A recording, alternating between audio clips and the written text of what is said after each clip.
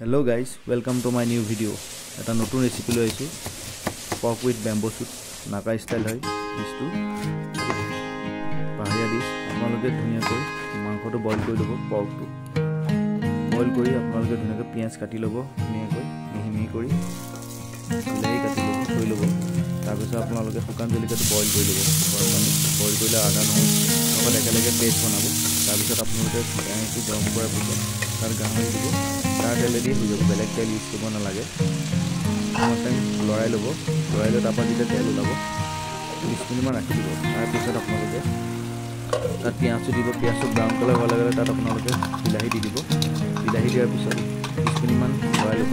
লৰাই আলু দিব আলু দিয়াৰ লগে লগে অকণমান টাইম তাৰপিছত আপোনালোকে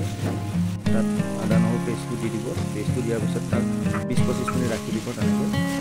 তাৰপিছত যেতিয়া অকণমান অইল ওলাব আকৌ ওলাব তাৰপিছত অকণ পানী দিব পানী দি পেলাই অকণ আহিলে এইবিলাক ৰাখিব তাৰপিছত আপোনালোকে গাছ টেঙাটো দি দিব গাছ টেঙাটো দিয়াৰ পিছত আচল সোৱাদটো আহিব খাই চাব কি মজা লাগিব থেংক ইউ গাইজ